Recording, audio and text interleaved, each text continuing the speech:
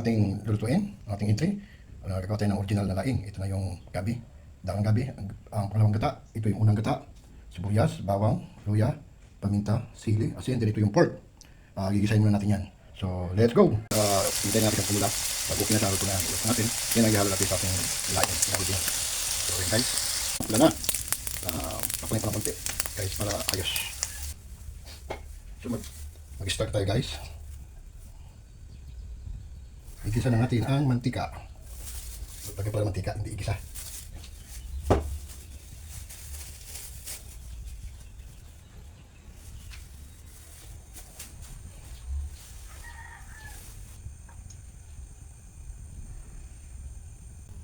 So, pwede siguro ilagay ang bawang muna.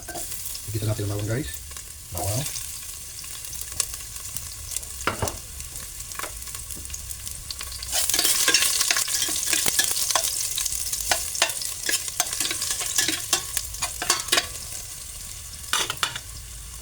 Tapos ilagay natin ang sibuyas.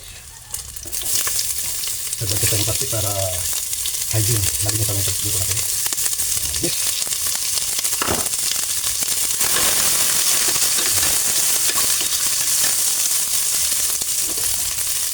Ilagay natin ang luya.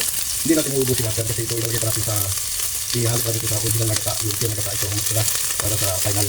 So luya na. Okay na.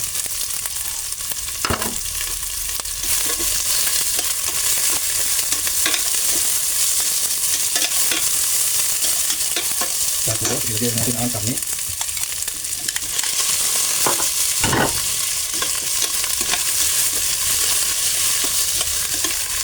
Ang karne. Ihalo natin ang karne guys.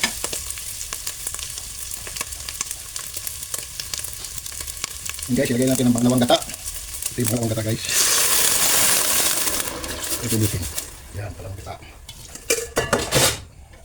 Pangalawang gata guys. Ngayon, takluban na natin yan. Pakuluan. Konti.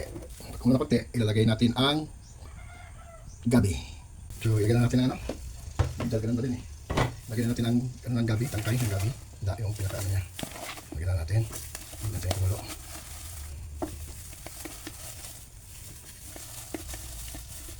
Tagal na pagluto ko ito. Naproseso. Ito yung dahon niya. Ang gabi, ilagay. Hinugasan natin ang dahon ng gabi. Pati yung hinugasan. Para matang mga alikabok, mga alis. Yun po. So, nagigyan natin ang gabi.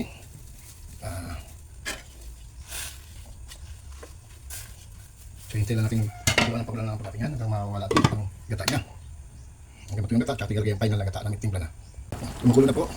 Sabihan na po natin na matuyo siya na mawala na yung gata, tsaka tigil yung final na gata ng timpla na. Yan pong final. Hintayin po natin. Huwag natin masyadong badalikin kasi napakasensitive po itong gabi.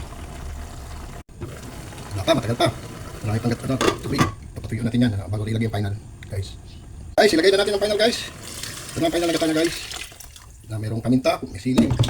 Ganyan ang naka-final niya, timpla niya. So, lalo na konti lang. So, paugahin ulit natin yan. Matagal na proseso itong gata. Talagang mag-exert ka po ng effort. At madaling maubos ang sili mo. Ayan guys. Hintayin natin na pag medyo uga na siya, ito na yung gata, ito na siya. May marami pa sa bawang gata. So, hintayin natin. Matagal talaga magluto ng laing guys. Matagal talaga. Pero okay naman, satisfied ka. Masarap. Guys, malapit na tayo sa katotohanan. Ilang minuto na lang.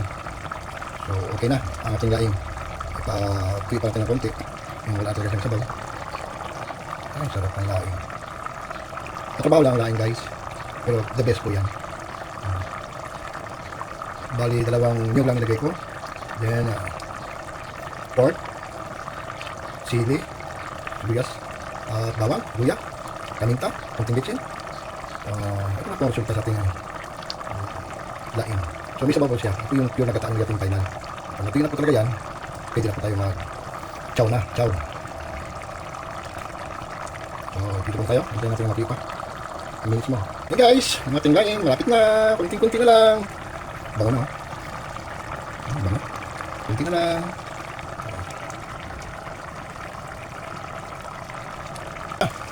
Pwede na ito. Maganda din may kunting sabaw para masarap. Hirap nyo tuyo siya, walang sabaw. Kahit kunting sabaw, pero pwede na po ito. So, i-prepare natin.